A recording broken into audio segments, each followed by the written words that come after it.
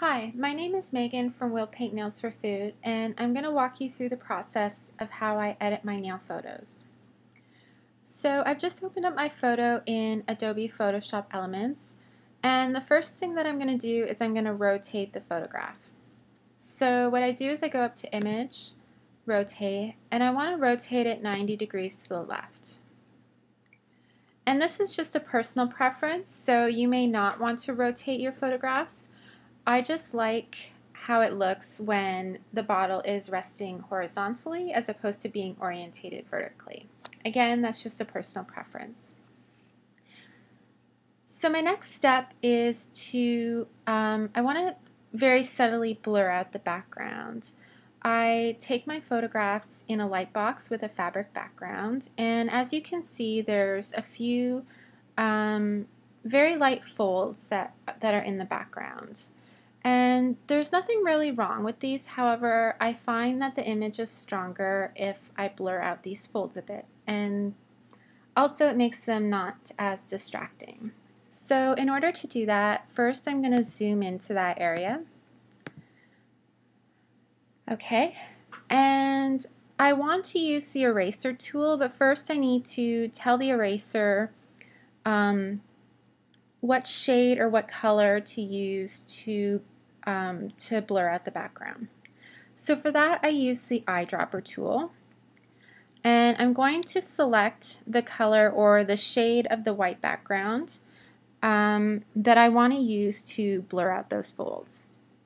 So I'm going to select this whiter area, and you can see that it showed up right here. But I need to set it as the background color, so I'm just going to press this little arrow. So again, I've set it as the background color.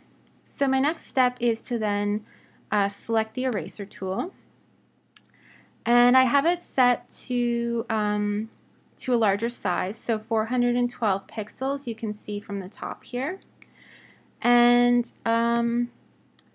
I've set it to this is how you select your different brushes. You can select different sizes, and also brushes with a hard edge, brushes with a soft edge.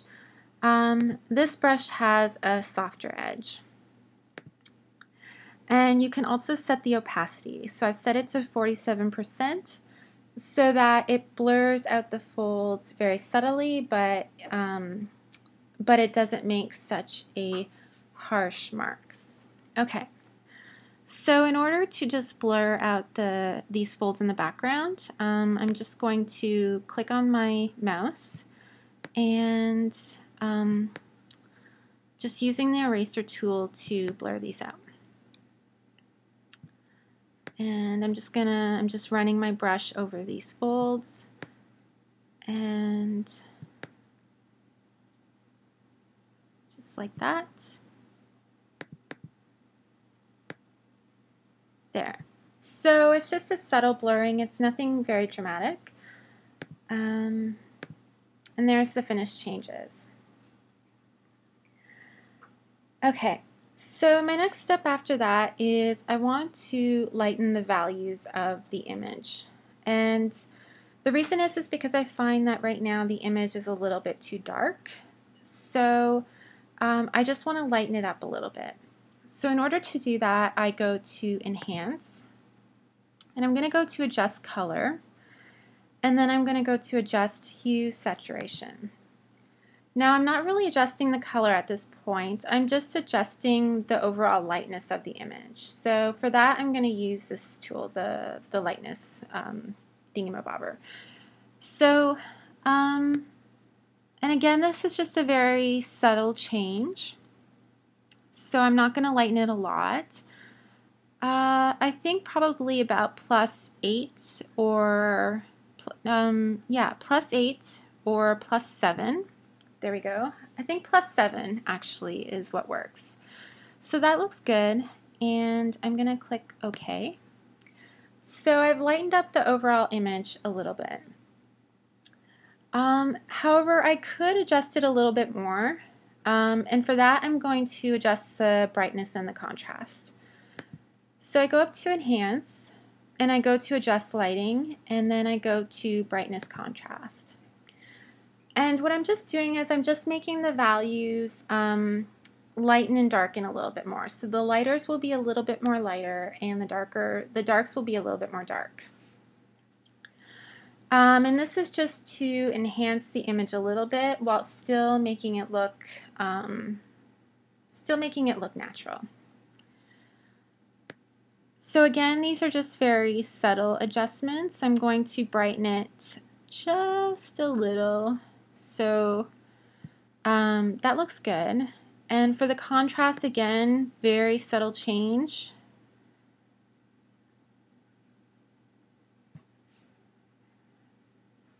So there, I think I'm going to settle on that. So a brightness of +10 and a contrast of +13. And it's showing me in here what's happening because I have this preview thing selected. So I like how that looks. It's a little bit brighter, and I've also added a bit more contrast so that it doesn't look washed out.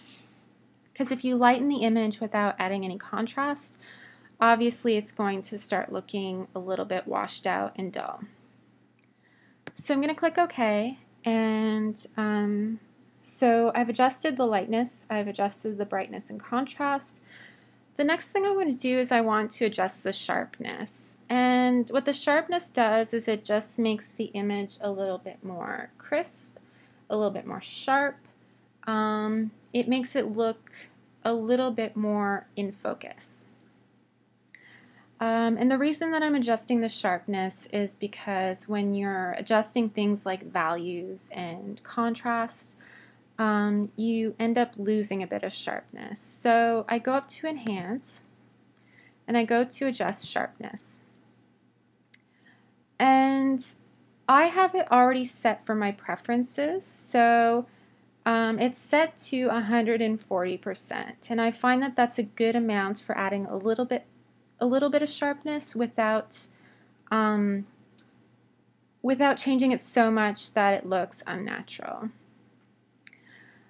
These settings down here, radius and angle and stuff like that, I've never had to use those, so you don't really need to worry about them. So as I said, I already have it set for the amount that I want, so all I have to do is just click OK, and it adjusts the sharpness for me.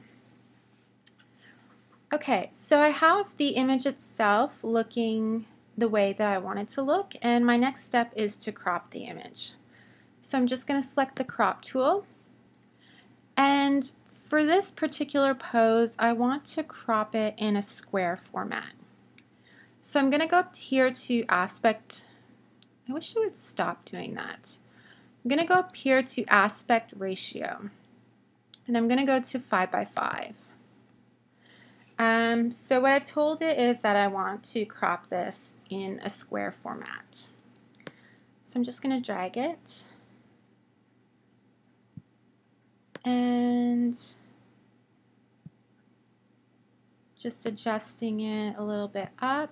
I want to make sure I get the whole hand. And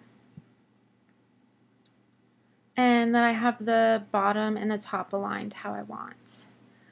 And what's really interesting about this is that it's divided into thirds so that when you're cropping your image, you can also think about how you want the composition to be arranged. Say, for example,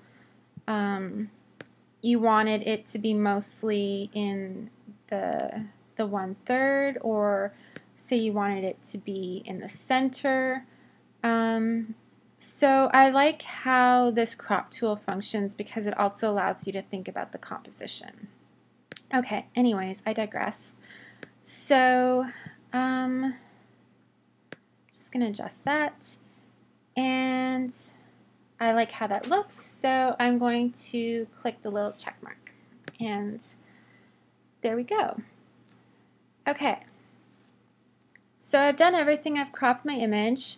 The next thing that I want to do is I want to adjust the image size. So I'm going to go up to Image, and I'm going to go to resize image size.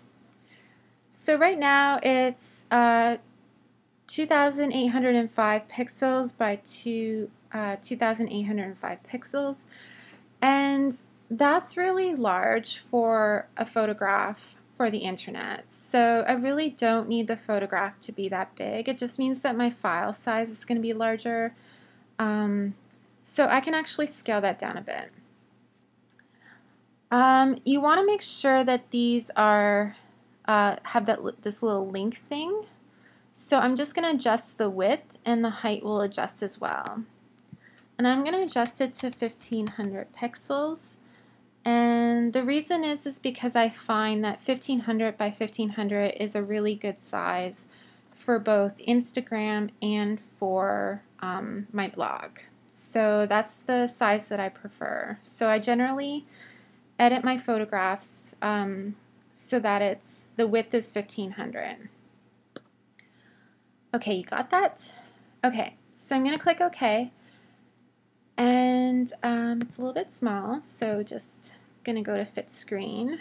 So the last thing I have to do is I have to put a watermark on it. And for that I use the brush tool. So I go down here to brush tool, and I'm going to explain this in a latter part of the video, but I've saved my watermarks as brush tools. So I don't know if that's really clear, but again, I'll explain that a little bit later. So this is my watermark for my blog name. It's a little bit too big, so I'm going to adjust it to 700 pixels. Maybe 750. There, that looks good. And I'm going to adjust the opacity so that's 100%. And I want it to be white. So I need to click on that, and I drag it all the way up to the corner so that it's white, and click OK. So all I have to do is I just have to click my mouse, and I've got my watermark. So I also want to do my little watermark that I put closer to my nails, and again it's too big, so I'm going to make it smaller, so to 220 pixels. And again, this is just by experience that I know to do this. Change the opacity to 80%. So if you're doing a watermark and you don't want it to be so strong, you can change the opacity so that it looks a little bit faded. So again, all I have to do is click my mouse, and there's my second watermark. And that's the finished photograph. So that's how I edit my photographs for my blog and my Instagram.